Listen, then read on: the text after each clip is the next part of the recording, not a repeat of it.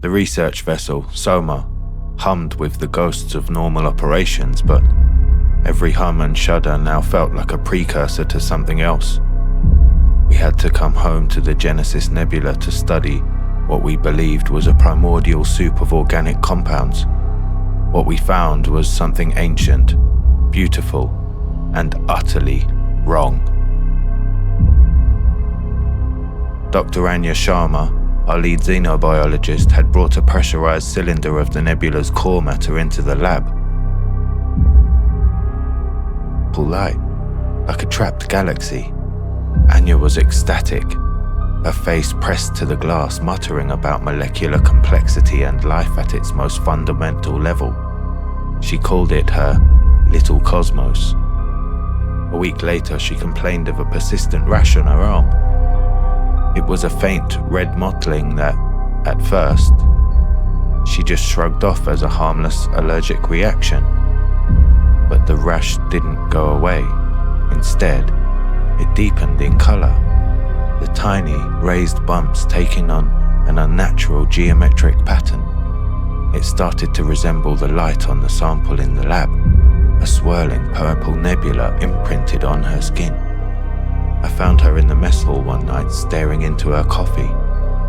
She wasn't holding the mug, but gripping it so tightly, her knuckles were white. Her other hand was pressed to her chest. "It's cold, Captain," she said, her voice thin. "I feel it. It's trying to grow into me." She pulled her hand from her chest and I recoiled.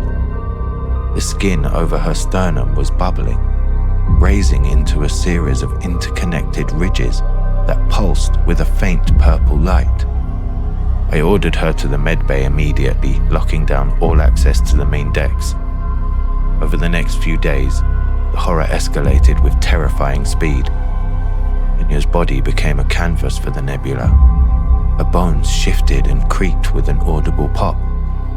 Her limbs elongated into strange, angular shapes.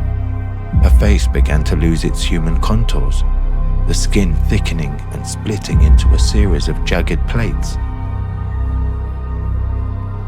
Instead made a faint, high-pitched whining sound, like static on a radio channel tuned to a frequency just outside of human hearing. The worst part was her eyes.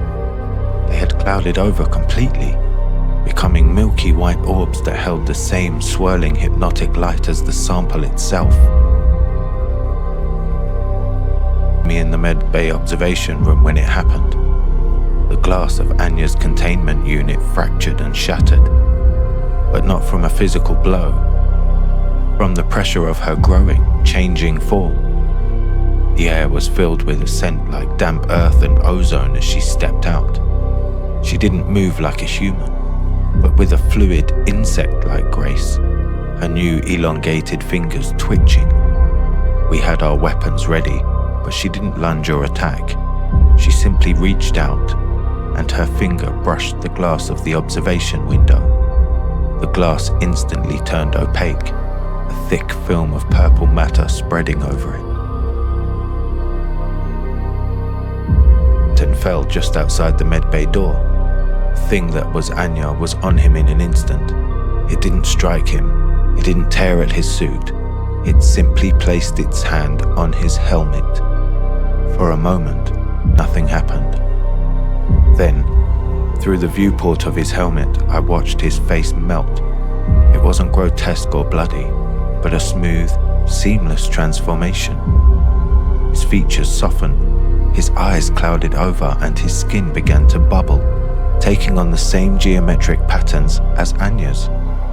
He let out a single strangled gasp before his body went slack and he began to writhe on the floor, his limbs fusing together, and